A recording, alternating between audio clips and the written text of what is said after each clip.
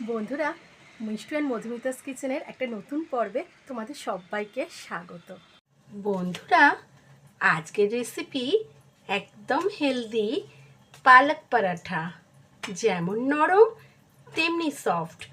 কি করে বানাই একবার অন্তত দেখার অনুরোধ রইল। খুব সহজ ভিডিও, স্টেপগুলো একদম স্কিপ না করলে ঝটপট বানাতে পারবে যে কেউ অপটু হাতেও। তো চলো বন্ধুরা, ভিডিওটা স্কিপ না করে দেখার অনুরোধ রইল, আমার সাথে থাকার অনুরোধ রইল। পরোটা কিন্তু ভীষণ সফট হবে, একদম মুঠোর মধ্যে এসে যাবে। আর কিরম ইয়ারি হবে তোমাদের দেখাচ্ছি বন্ধুরা। এই দেখো পুরো পকেট সৃষ্টি হবে। তো চলো ঝটপট ট্রিক্সগুলো দেখে নিই, প্লিজ আমার সাথে থেকো। আর যে কোনো বাচ্চারা বা বড়রা যারা পালং শাক খায় না, পালং শাকের গুণাগুণ তো তোমরা সবাই জানো, তাহলে কিন্তু তারা কিন্তু এই পরোটা খুব চেয়ে খাবে তোমাদের। দেখো বন্ধুরা, তো চলো ঝটপট শুরু করে দিই।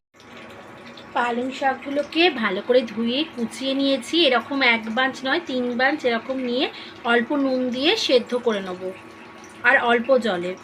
বয়েল বসিয়ে দিয়েছি, আর যতক্ষণ না জল বেরিয়ে নরম হয়ে যাচ্ছে ততক্ষণ বয়েল করবো। এর মধ্যে নুন দিলেই জল ছেড়ে যায়। মিডিয়াম আছে, মিনিট 5 বয়েলের পরেই দেখো বন্ধুরা 3 আটি শাক, শুধু গোড়াগুলো বেশ খানিকটা করে 1 আঙুল করে বাদ দিয়ে দিয়েছিলাম। তো তারপরে এরকম হয়ে গেছে। আর একটু বয়েল করে নেব, নিয়ে নামিয়ে ঠান্ডা করে দেবো। পালং শাকটা বেটে নিয়েছি 1 বাঞ্চের একটু বেশি, 1.5 বাঞ্চ মতো। আর তার মধ্যে একটা কি দুটো, তোমরা ঝালটা নিজেদের পছন্দ মতো দেবে, সেই কাঁচা লঙ্কা আর 1 ইঞ্চি আদা এর সাথে বেটে নিয়েছি, আর 1 মুঠ ধনেপাতা। তে পরিমাণ মতো নুন, পরিমাণ মতো চিনি, 1 স্পুনের মতো কালো জিরে, জোয়ান 1 স্পুন বা হাফ স্পুন, অল্প হলুদ গুঁড়ো, 1 স্পুন লঙ্কার গুঁড়ো, জিরে ভাজা গুঁড়ো 2 স্পুন, সাদা তেল,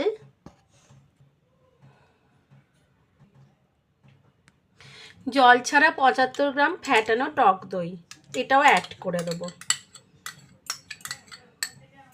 দিয়ে খুব ভালো করে মিশ্রণটা মিশিয়ে নেব। বন্ধুরা, কোথাও বেড়াতে গেলেও এই প্রিপারেশনটা কিন্তু খুব সহজেই বানিয়ে নেওয়া যায়। এটা কিন্তু স্টোর করেও খাওয়া যায় 1 দিন, 1.5 দিন, 2 দিন পর্যন্ত। আমার ভিডিও যদি এরম ধরনের রান্না তোমাদের ভালো লেগে থাকে, এটা খুব হেলদি একটা রেসিপি, তাহলে দেখতে দেখতে প্লিজ তোমরা লাইকটা দিয়ে দিও, কারণ তোমরা লাইকটা দিতে ভুলে যাও। এইবার আমি 2 কাপ মাপের আটা দেব, তবে আস্তে আস্তে। প্রথমে 1/2 কাপ, 1 কাপ দিলাম, দিয়ে ভালো করে মেশাবো স্পুনের সাহায্যে। 2 কাপ আটা আমি একবারে নিয়ে নিয়েছি বন্ধুরা, কিন্তু প্রথমেই মেশাবো না, 1 কাপ দিয়েছি পরিমাণ। আর এটা মেশাতে মেশাতে দেখবো কিরম কতটা লাগছে, তারপর তোমাদের কিন্তু আমি জানিয়ে দেবো। 1.5 বাঞ্চ মতো পালং পাতা বয়েল করে নিয়েছিলাম,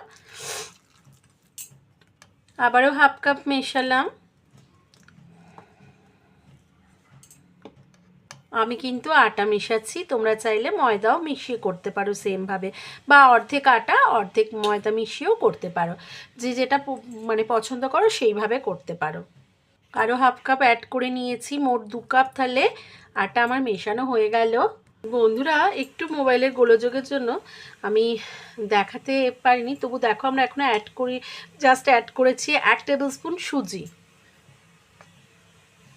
এটা অতিরিক্ত ময়েশ্চার বা ভিজে ভাবটাকে টেনে নেবে। আরও একটা কারণ হচ্ছে, সুজি দিলে খুব ক্রাঞ্চি, মানে একটা বেশ মচমচে ভাব আসবে। এর উপর তেল ছড়িয়ে দেব, আরও 1 পলা দিলাম, দিয়ে খুব ভালো করে মাখিয়ে দিয়ে এটাকে আমি ঢাকা চাপা দিয়ে রেস্টে রাখবো 15 থেকে 20 মিনিট। ফিরে আসছি 20 মিনিট পর। ফিরে এলাম মিনিট 20 পর। দেখো বন্ধুরা, আটাটা খুব সুন্দরভাবে সেট হয়ে গেছে। এবার আমি আরেকটু করে নেবো, মেখে নেবো, নিয়ে লেচি কেটে নেব।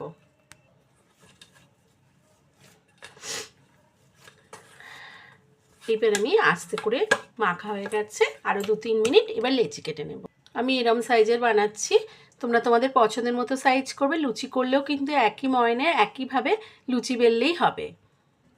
এই সূত্রে বন্ধুরা আমি একটা কথা বলে দিই তোমাদেরকে, আমার যে 2 কাপ আটা লেগেছে, তোমাদের কিন্তু ময়েশ্চার অনুযায়ী মানে কার কতটা ভিজে কতটা জলের ভাগ, মানে ভিজে ভিজে শাক বাটতে তো যদি যে যতটা জল আছে সেই অনুযায়ী কিন্তু আটা লাগবে। তাই তোমরা অল্প অল্প মিশিয়ে মিশিয়ে দেখবে, কারোর কম আর কারোর বেশি লাগতে পারে, যার বেশি লাগবে একটু মিশিয়ে নেবে।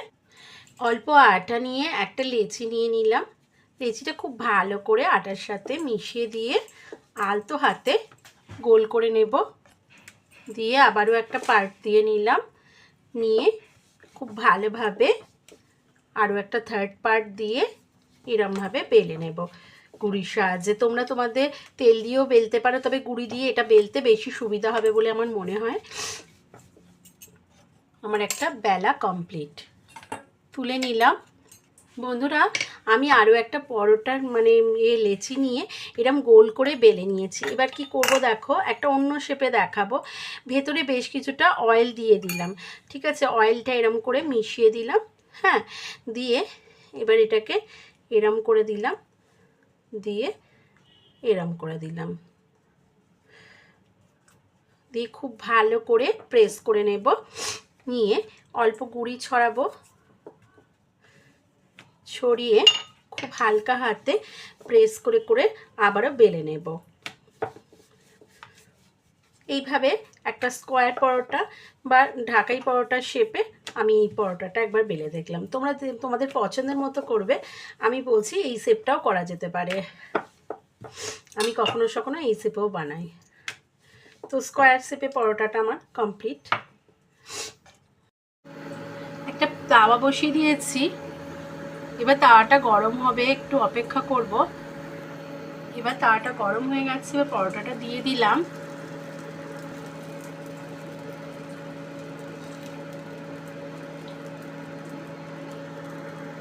পরোটাটা এবার উল্টে দেব, দিয়ে খুব ভালো করে দুপিঠ ভালো করে সেঁকে নেব। দুপিঠেই যখন এরকম হালকা রং ধরে আসবে, হাফ পলা আমি তো অল্প তেলই ইউজ করছি, তোমরা যেরকম পছন্দ করবে, তবে ময়ন দেওয়া আছে 2 রকমভাবে। এই আবার উল্টে দিলাম,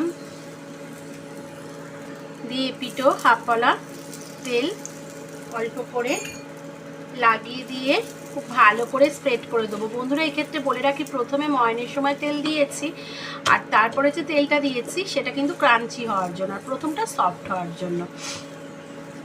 আমি যেরকমভাবে রান্না করে তোমাদের বলে দিই, মানে তোমরা হয়তো অনেকেই জানো কি সবাই জানো, তবুও আমার মনে হলো যদি একজনও না জেনে থাকো যদি উপকৃত হও। তো বন্ধুরা এই দই আর পালং শাকের সংমিশ্রণে যেসব বাচ্চারা খেতেই চায় না, শাক পাতা বা অনেকের বাড়ির লোকেরাও খেতে, তারা কিন্তু এই এতে টেস্টে কিন্তু দারুণ খাবে। কোথাও ট্রাভেল করতে গেলেও তোমরা কিন্তু এরকম ধরনের পরোটা নিয়ে যেতে পারো, কোনোভাবে নষ্ট হবে না এবং খুব সফট হবে, স্পঞ্জি হবে। তো চলো আমার একটা পরোটা পুরোপুরি কমপ্লিট। এবার আবার একটা স্কোয়ার পরোটা দিয়ে দিলাম, ঢাকাই পরোটা স্টাইলে করেছি, যেটা তোমাদের পার্ট দেখিয়েছি। এইভাবে এক পিঠ রং ধরে গেলে আমি তেল ছড়িয়ে দেব, দিয়ে খুব ভালো করে এর পিছন দিয়েই স্প্রেড করে দেবো।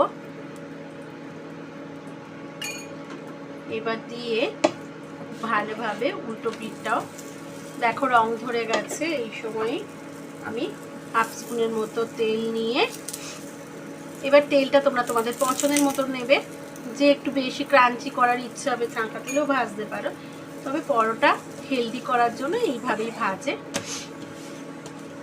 তো দেখো আমার কিন্তু টইটুম্বুর ফুলে উঠেছে পরোটাটা। বন্ধুরা তোমরা কি দেখতে পাচ্ছ? আমাদের ঢাকাই পরোটা একদম রেডি। চলো এরকমভাবেই আমি ভেজে নেব। এরকম রেসিপি যদি ভালো লাগে লাইক শেয়ার কমেন্ট করো। আমার চ্যানেল নতুন বন্ধু হলে চ্যানেলটাকে সাবস্ক্রাইব করে নেওয়ার অনুরোধ রইল। বন্ধুরা আবার হাজির হয়ে যাব নতুন কোনো রেসিপি নিয়ে। ততক্ষণের জন্য ভীষণ ভালো থেকো, সুস্থ থেকো, আর টাটা।